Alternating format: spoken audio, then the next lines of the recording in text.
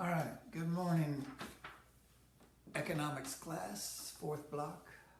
It's Mr. Black from my living room. Hope you guys are doing all right, hanging in there. Some of you have taken advantage of the online learning assignments and resources on Verge. Some of you haven't. So anyway, the last assignment I sent out was a study guide for the standard that we've been going over before we broke and since then on the macroeconomics. First standard, talk about GDP, inflation, unemployment rate, we talked about the business cycle, we talked about aggregate supply and aggregate demand. And there's a lot of information there, so I thought we would chunk this little group of standards as one and make a sort of a unit test maybe at the end of this week, something you can do over the weekend. So I sent out a study guide. Study guide looks like that, sort of, right? And you can fill this out as practice, as studying for the exam you'll get later this week. So I wanted to go over this with you. It's a way for me to respond to the study guide, give you some guidance on them. But this study guide is going to be for grades. I want you to write out the information I'm going to give you here, and hopefully you'll own it and be able to give it back to me on the test. So anyway, here we go. The three major economic goals, three major macroeconomic goals, right? Three main goals. First one is growth. You want the economy to be growing, right? So your kids can have a job, you can have a job, and there's innovation and there's growth, right? That's measured how? GDP, gross domestic product. GDP is, we always talk about real GDP. Remember, real GDP is adjusted for inflation. So it takes out the inflated prices and just looks at production. You know, you'll have a constant year when you do that as a real GDP. And it'll say, this is real GDP in 2016 dollars, you know, even though it's 3 years ago or something like that. So that's GDP for growth measured by GDP rate. And remember, US GDP is like 23, 21, 22 trillion dollars, very size of the economy. How much is going on in that economy? Remember the formula: consumer spending, consumption. So that's the first component, large component of about 70% of GDP is consumer spending. And you and me spending our hard-earned paychecks. The other component is in business investment, business spending on capital goods like plant and equipment, tools and machinery that they're using, building new things, new plants, and that is a big component. That's the I component, investment, business investment. And the G component is the government spending. Government spending, as you've probably been hearing, government spending a lot, trying to spend a lot more money to keep our economy going during this pandemic, but so government spending is a huge part of that, maybe 20% of GDP, maybe more now. They're spending more. Remember, government is spending more than we really have. That's called deficit spending, and causes our national debt to go up. Then we have to pay interest on that borrowed money, and that's a whole process involved with the Federal Reserve Bank and the government taxing and spending. So we'll get into that in our next unit. So growth is important. Also stable prices. A lot of you, when you were doing that exercise, that was a warm-up question, you just said stable or stabilize. Stable prices. And that has to do with inflation, prices going up, or deflation, prices going down. We don't want a whole lot of fluctuations. You want stable prices. So you kind of know what a gallon of gas is going to cost this year and a gallon of gas is going to cost next year. Sometimes we get unanticipated inflation, and that hurts some people, helps some people. That's one of the questions we'll get into. So another of the three major macroeconomic goals is stable prices, and that's measured by the Consumer Price Index. Consumer Price Index being a index, a market basket of 84,000 different consumer goods that an urban household would typically buy. And every month those are priced. And what's this index show? Are prices going up or are prices going down? So inflation is about 2%. That's pretty good in the United States right now, and that's how we measure prices. Stable prices is the goal.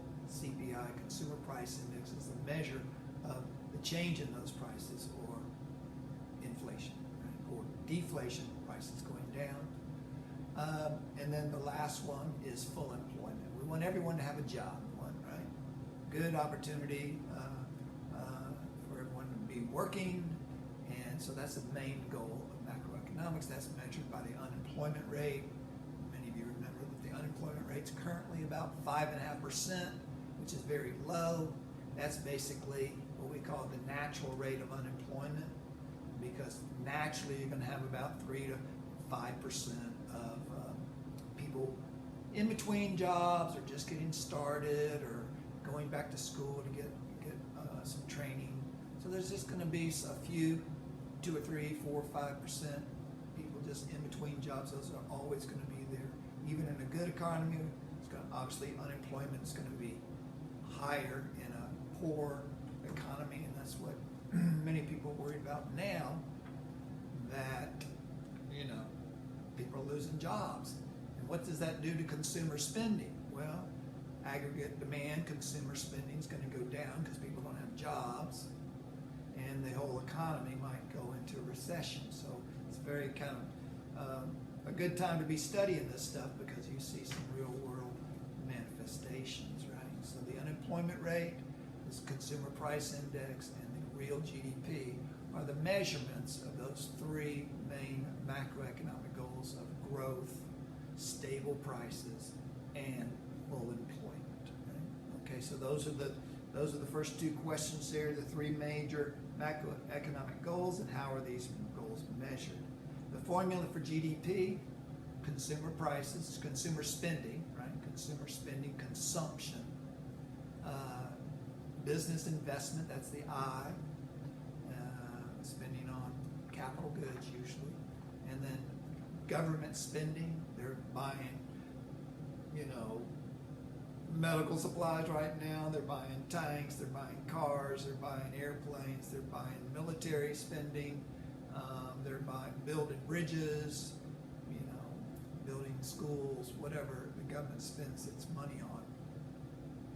And this is not just transfer payments, but this is productive spending that creates jobs and things like that. And then X minus M, exports minus imports. The foreign sector is the exports minus the imports. Exports add to GDP, imports detract from GDP. So X minus M, if exports are greater than imports, then that adds to GDP. If your imports, as they are in the United States, are greater than your exports, it detracts from GDP, because our money's going out to other countries, right? So C plus I plus G plus X minus M. Put those last two in parentheses and net those out. And again, that's GDP, that's the formula. Real GDP, those numbers are adjusted for price changes, right? Net exports is defined as exports minus imports, right? If we have a trade surplus, means we are exporting more than we are importing. That's a positive number. If we have a trade deficit, means our imports are greater than our exports, and we have a trade deficit, and that subtracts from GDP. Both of those together are called sort of the foreign sector. Real GDP is defined as GDP adjusted for inflation, right, for price changes. A nation's standard of living can be gauged by looking at what? Standard of living. How are most people doing? We find that by looking at the GDP per capita, GDP per person. And how to get that number is you take the big GDP number, the total GDP, in our case, 21, $22 trillion, and divide that by the population. So just see how it divides by the population. We have 320 million people in the United States, so our GDP is per capita is about $55,000. So we have a pretty high standard of living. A poor country might have a GDP per capita of like 2,000 or 3,000. Things are cheaper in those countries, but in any case, it does indicate a lower standard of living. Some of the Scandinavian countries, some smaller countries where there's a lot of affluence and not a whole lot of people, they might have a GDP per capita of like 80,000. I think there's a small country in Europe that has a GDP per capita of like 120,000. It's very few people. Most of them are very rich, and some of them are super rich. So anyway, it's not a great measurement of everybody's quality of life, but in general, it sort of points to a standard of living for most of the population. Still, you've got income inequality, so you got a lot of rich people and a lot of poor folks, and everybody in between. So, but it's a kind of rough estimate of the general standard of living. Inflation is defined as what? Inflation is defined as prices going up over time, right? Increase in prices over time. Inflation can be creeping, 1, 2, 3%, not too much of a problem. It can be a little more high, could be 5, 10%, that gets to be a problem. And we talked about hyperinflation, right? Where sometimes the governments just keep printing money and prices just keep going up and everything is escalating, snowballing higher and higher. We call that hyperinflation, and it really ultimately leads to an economy kind of crashing. It's one thing our government has to be careful of, and just not printing money. We're in a crisis, so they can kind of get away with it right now. But if things were going good and the government just starts printing money, well, everyone's got money. Well, it's not as worth as much because prices go up. And there have been incidences in the world, like Zimbabwe or Germany after World War II, where they had hyperinflation. You'd take a wheelbarrow of money to buy a bag of groceries. CPI, Consumer Price Index, it is the monthly measurement of inflation done by the Bureau of Labor Statistics. We watched a podcast on that, how they're pricing 85,000 different items every month and comparing how the prices change from month to month. That's the Consumer Price Index. An index is a market basket of items that can be kind of averaged together and have this index. CPI measures inflation, right? That's pretty straightforward. Changes in prices over time. Also deflation. If the index goes down, then prices are going down. And that could mean we're going into some sort of recession. And that's kind of what you've seen with gasoline prices lately, right? Demand is weak. Supply is high. Prices go down, right? If there's a surplus, prices are going to go down. If there's a shortage, prices are going to go up. So CPI measures those changes in prices. Name 2 groups that are hurt by unanticipated inflation. Okay, so unanticipated inflation. Who's going to be hurt for that? Well, let's think about this. If you're a bank and you loaned out money at an interest rate of, say, 5%, but due to inflation, the going rate now is like 10%, right? That money that you loaned out at 5%, you're getting back every month in a monthly payment.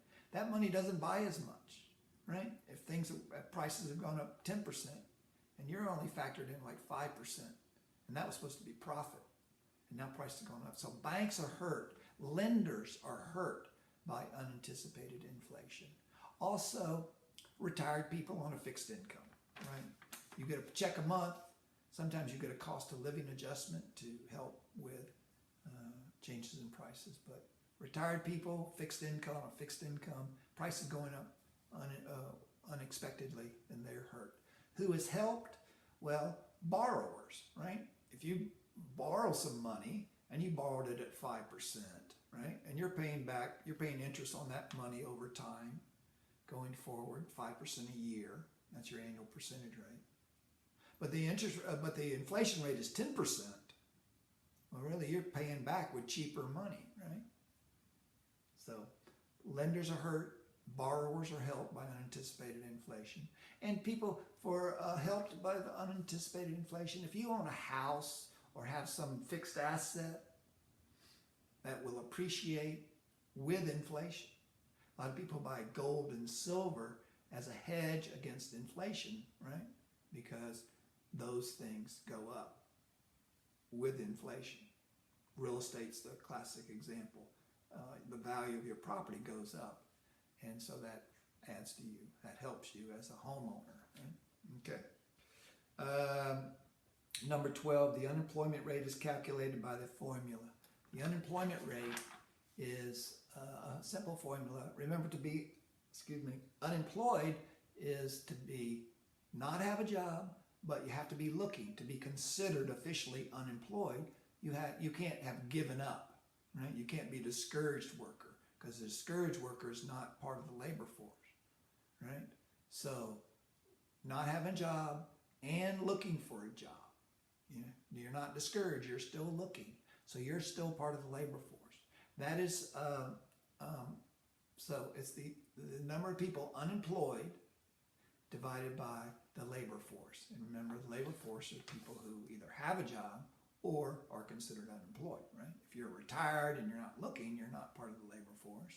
If you're a student and you're a young child or something, you're not part of the labor force, right? For some reason, the military is not considered part of the labor force. If you're in prison or in mental hospital, you're not part of the labor force. But if the labor force is those who are working or those who are unemployed, and those who are unemployed are those who don't have a job and are looking for a job. Okay, so that's the unemployment rate is calculated. The unemployed over the labor force. Now I'll give you a percentage. And it was the one number that people look at.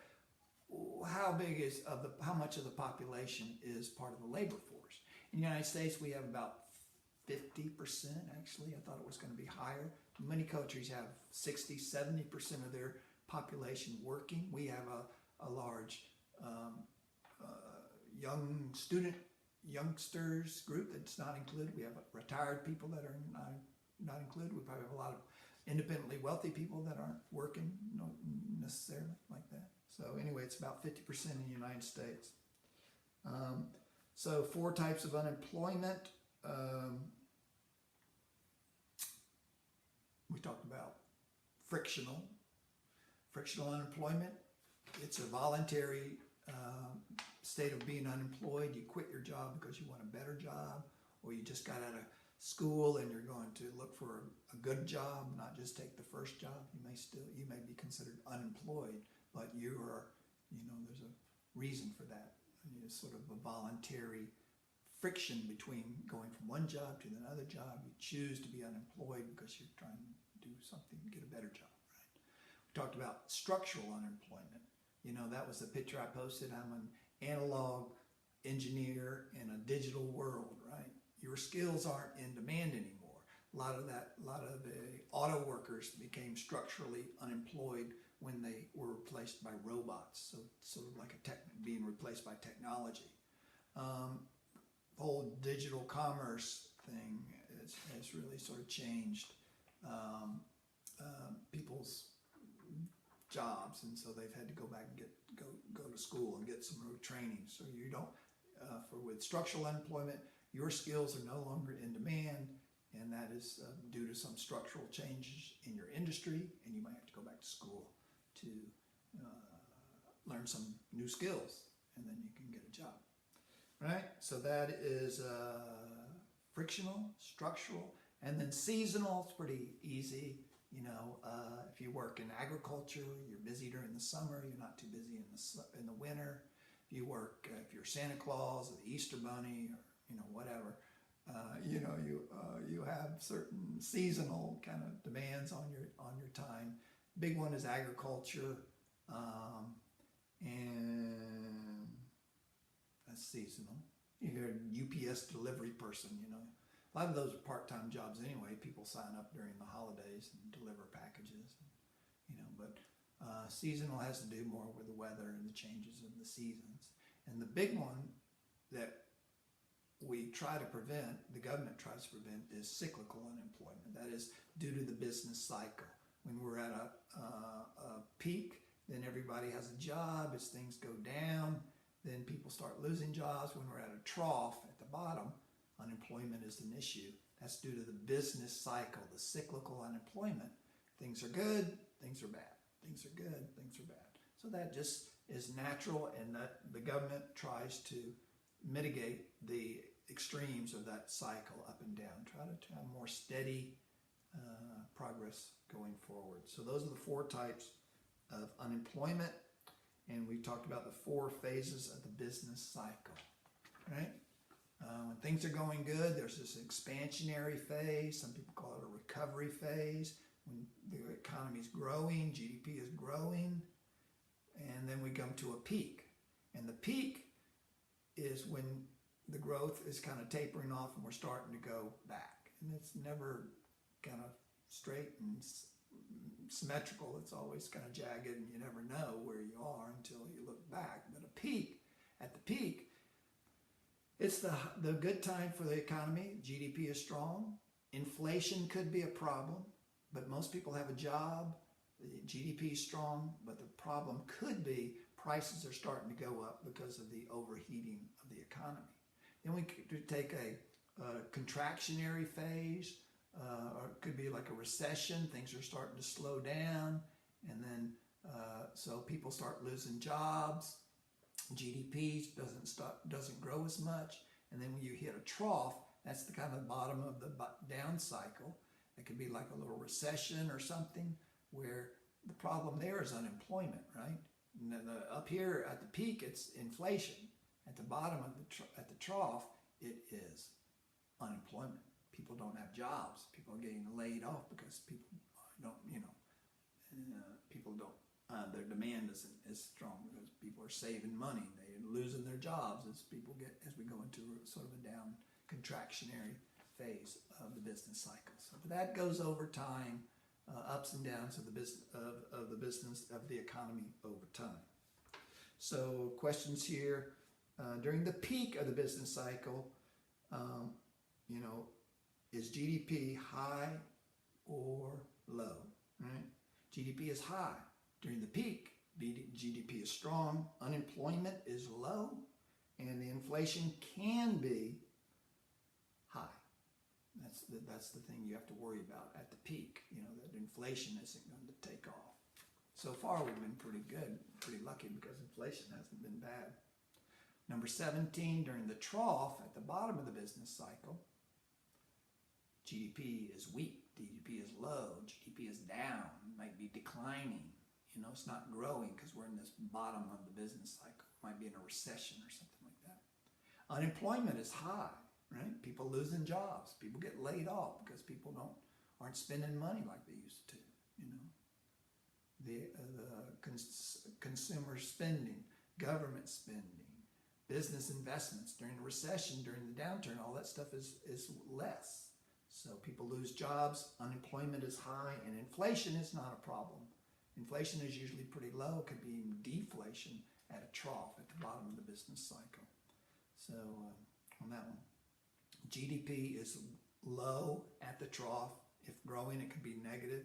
At the trough, unemployment is high and inflation is very low. It's not a problem. What happens to real GDP when aggregate demand increases? We talked a little bit about aggregate supply and demand. Aggregate demand is sort of like the C plus I plus G plus X minus N formula. That's the same thing. Real GDP is almost the same thing as aggregate demand. It's the total demand for goods and services in an economy by consumers, by businesses, by the government, by the foreign sector. So when aggregate demand decreases, real GDP is going to go down, right? And what happens to real GDP when aggregate demand decreases? When aggregate demand decreases, GDP is going to decrease, right? when aggregate demand increases, GDP is going to increase, right? So they're sort of real GDP and aggregate demand are sort of the same thing. Aggregate supply, just another term for supply, total supply, right? Not for one particular item when we had like the supply and demand curve, but for overall supply. And there's certain things that will shift aggregate supply and certain things that will shift aggregate demand. And these are like these shifts of the curves that we did in class. And that would, raise prices or lower output. And so it's similar to the market supply and demand, but this is the aggregate supply and demand.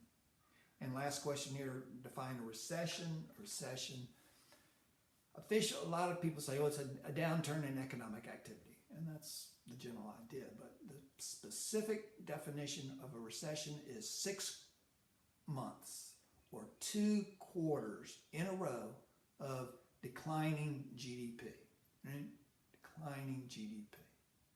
And that's not a good thing, and that's kind of something we are sort of dealing with right now as people are losing jobs, as not spending much, not going out much, not traveling, not going to restaurants. We are probably going to be entering into a recession, right?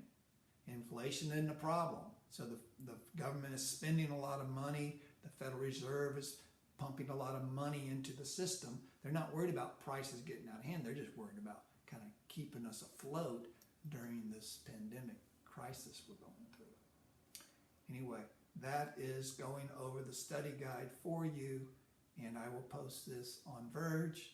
It's about 27 minutes, and if you listen to it and answer that sheet, hopefully you'll own the information. And that's the goal here, that you know this material and you understand it and you remember it and can share it and discuss it with your friends and neighbors and teachers. All right. Take care. Until next time.